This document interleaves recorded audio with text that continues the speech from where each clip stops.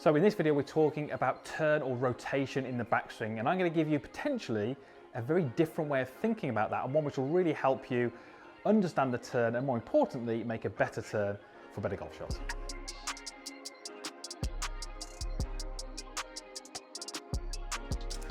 So I think we'd all be fairly happy and agree that in a golf swing we have to make a rotation. We have to get that body turning in the backswing to enable us to turn the way through and create any kind of distance, any kind of power, and really get the club into a good delivery position.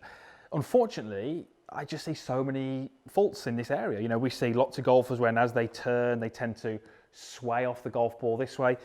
In some instances, they sway towards the target. We'll often see as they turn, they rise up this way and get taller, and just lots of issues that arise when we have to make this movement into the backswing. And we're going to cover some of those in this video. I'm just going to give you a really simple way of thinking about the rotation and trying to get it in your golf swing to be as natural as it can be, because I guarantee you the movement that we want to make is pretty natural if you let it be. Let me just give you an example. Imagine I'm standing here with my feet shoulder width apart. I'm just standing up normally and I'm just facing this way.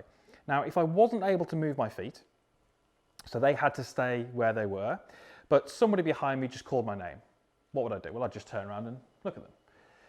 I wouldn't think about it. It would be a very, very natural reaction for me to do that. Someone would call my name and I'd just turn around. But when we look at what actually happens there, that's a turn, that's a rotation.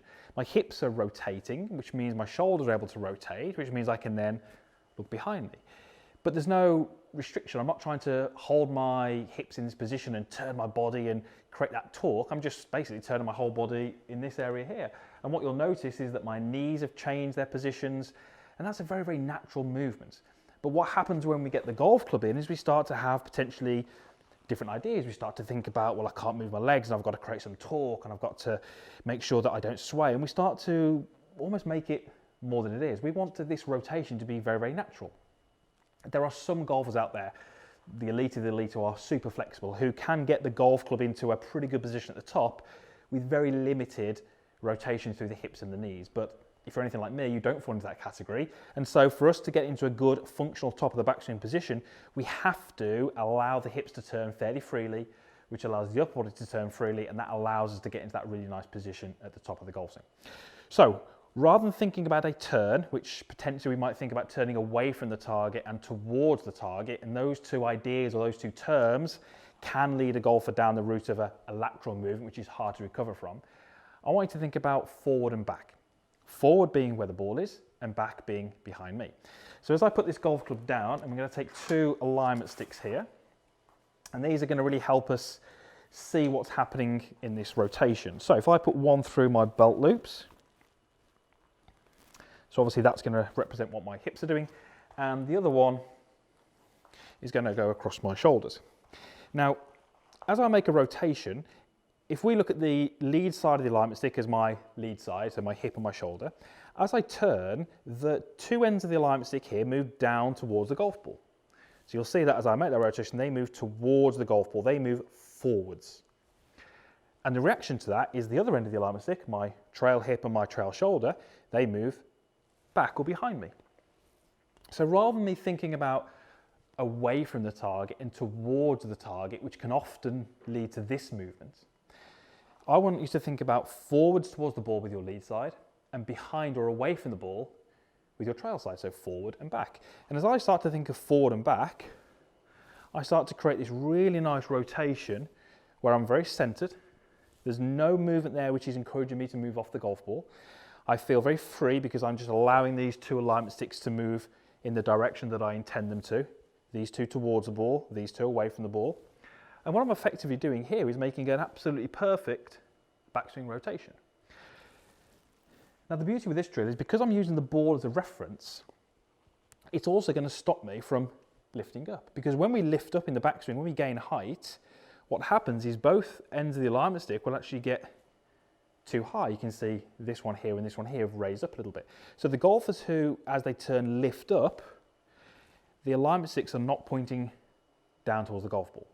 So if we use the golf ball as our reference, what we get is a really nice rotation from the face on. But from down the line, we also get that rotation being on a really nice angle through the shoulders and through the hips. We lose that sort of lift up, which many of you will have seen. So this would be a great starting point. Alignment stick through my belts, alignment stick through my shoulders. Absolutely, you can use a golf club if you don't have any of these. And just start to think about forward and back. Lead side forward towards the ball, trail side back, away from the ball. Notice how lots of movement through the knees, lots of movement through the hips, and that allows me to get this really nice rotation. Now, I've done a video fairly recently on depth in the backswing, and we were referencing that with driver. And this is a great example of that, because if I make those movements, that forward and back, that really allows me to get my hands into this beautiful position at the top where they've moved inwards by a certain amount, and they're in a great position now where I can work through and deliver the club to the golf ball. So if you're struggling with rotation, if it's plagued you in the past, or it's just something you can't really get out of your golf game, sometimes the way we think about that movement and actually what we're trying to do can be really important. I would love you to think about forwards and back. Forwards and back. This is the movement we want. If we can do that, it's going to give you a really nice rotation and help you hit a lot better golf shots.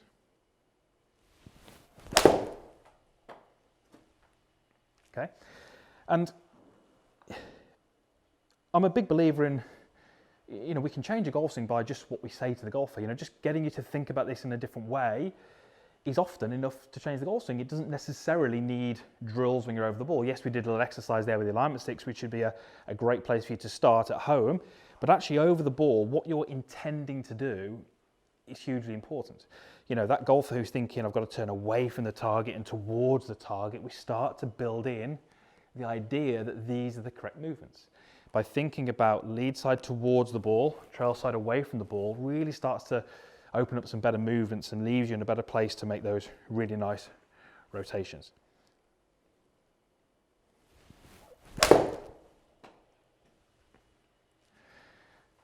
So, rotation, really important, get that right, and you can start your downswing from a really, really nice place. Lots of things can happen from there, better strikes, better direction, more consistency, all those things that we want from our game. Forward and back is often a better way to think about rotation than away from the target and towards the target. Really hope that helps. Comments box is down below. You've got a like button on there. If you did like the video, I'd love you to give it a thumbs up. And I'd love you, if you're not already, to be a subscriber to the channel. There's a link up in the corner. There's one down in the description box as well. I really believe that the videos that I post on my channel can help you just get the most out of your game and reach your potential, play your best golf, and just have a little bit more fun on the golf course, which effectively is what we're all trying to do. Thanks for watching. We'll hopefully see you back here again very soon.